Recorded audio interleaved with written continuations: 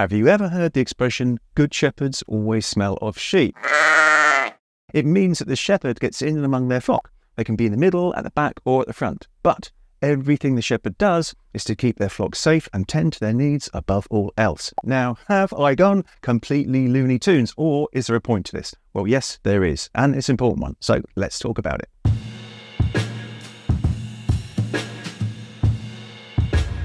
We often look to our leadership to be great servant leaders, like that good shepherd.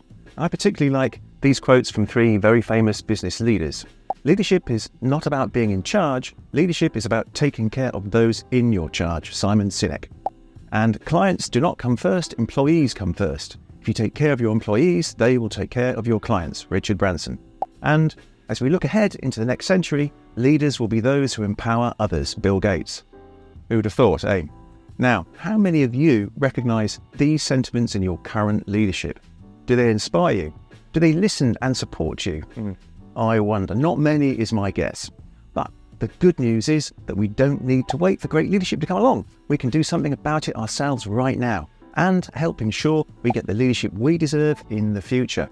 In these times of great change and transformation, we can all be the good shepherd by making new connections and collaborating with our wider team and stakeholders by taking a cue from some of the traits Robert Greenleaf outlined on servant leadership. Now, Robert Greenleaf was the founder of the modern servant leadership movement. He was highly suspicious that the power-centered authoritarian leadership style so prominent back in the 50s and 60s as well as today was not working. And so he founded the Greenleaf Center for Servant Leadership and dedicated his life to that cause. Now, here are some of the key traits. Active listening. Now, this sounds easy, but is much harder than you think. Try not to work out what you're going to say in reply to someone, but focus on what they are saying to you. Be present in the moment. So don't fidget. Maintain eye contact. Be interested in what they're saying.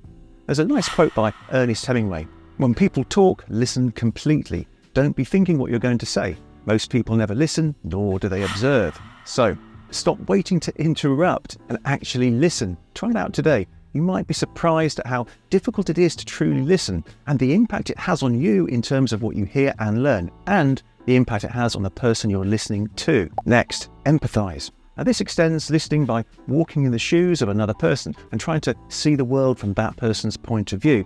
A servant leader tries to fully understand others' thinking, needs and feelings. And you might not agree with them, and that is perfectly okay, but understand where they're coming from. And use persuasion to influence, not your authority, to change things for the better. And use foresight, which is the ability to predict what might come based on what is happening in the present and what has happened in the past. It's about understanding the lessons learned from the past, the current reality, and anticipate the impact and the consequences of a decision in the future. So, don't make snap decisions, gather the data you need first. And stewardship. And this emphasizes the use of openness and persuasion when leading people instead of using command and control. The stewardship's about caring more and controlling less. It's about being transparent and handing down knowledge, skills and wisdom, not hoarding these things for your own benefit. And leadership is a choice you make rather than the place you sit. It's about your influence, not your position. I've never found all of this quote attributed to a single person, but it seems that John Maxwell and Stephen Covey have both said at least part of it. Now, Stephen Covey was an American educator, author, businessman and speaker. And his most popular book is The 7 Habits of Highly Effective People, which is well worth a read. Now, John Maxwell is an American author, speaker and pastor. He's written many books, primarily focusing on leadership. He wrote the 21 Irrefutable Laws of Leadership, which is also worth reading. And one of the greatest first lines of any book I've ever read is "It's Not About You," from A Purpose-Driven Life by Rick Warren, which to me sums up exactly what it is to be a servant leader. So, use your servant leadership skills to positively influence the team and organization. Now, as a Scrum Master, you need to be doing a lot more than just facilitating Scrum events.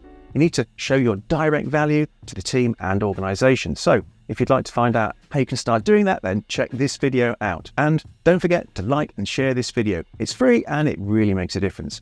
Okay, that's it for this one. Have a wonderful day. Stay safe, stay humble, and I'll catch you next Thursday for another Agile Thought.